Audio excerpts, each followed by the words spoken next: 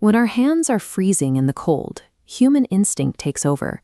We reach out toward the nearest fire to find warmth and escape the pain. We apply this same reflex to our mental health.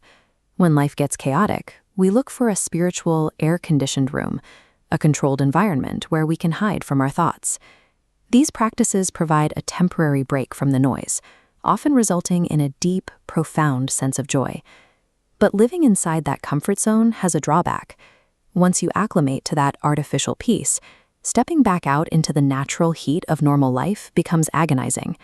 Using spirituality to pursue permanent ecstasy creates a psychological fragility that makes everyday reality much harder to endure. Consider a paradox. If a hand stops feeling both the freezing snow and the burning fire, has it reached a state of perfection? A hand that cannot feel temperature is simply an unfeeling rock. Trying to freeze the brain in a state of unbothered, constant bliss strips away our natural ability to respond to the world. Historical records show that even the most renowned spiritual sages recognized this intoxicating bliss as a potential trap. Forcing the mind into a state of permanent ecstasy results in an artificial, self-imposed paralysis. The author of these teachings actually achieved a state of unbroken ecstasy for months, only to realize the strange chemical shift was physically damaging his body. He realized that spiritual work isn't about camping permanently on the peak. It's about learning how to walk comfortably back down in the plains. A healthy mind works like liquid water. When you pour it from a glass into a pitcher, it naturally takes the shape of its new environment. But when we try to force our thoughts into a permanent state of peace, the mind becomes frozen solid. When that frozen mind is moved into a new situation, it refuses to adapt to its surroundings.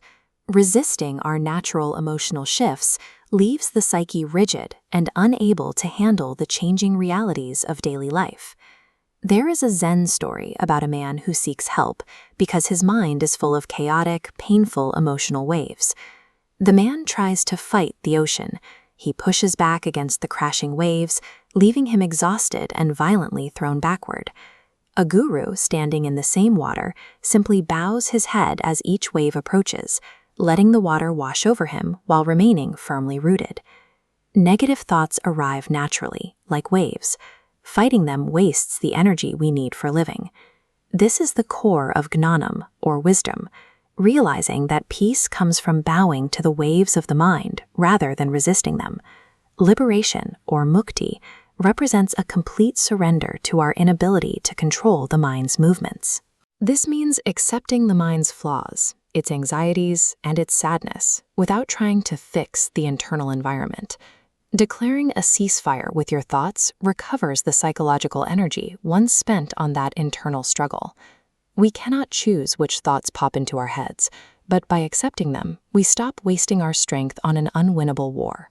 We all carry the weight of the past, circumstances and histories we cannot see or change. If the past is fixed and our internal thoughts shouldn't be fought, what exactly is left for us to control? The answer is agamiya karma, the conscious choice of what we do in the world right now. The energy recovered from our internal battle is meant to be channeled into present actions, which is the only mechanism we have to change our future.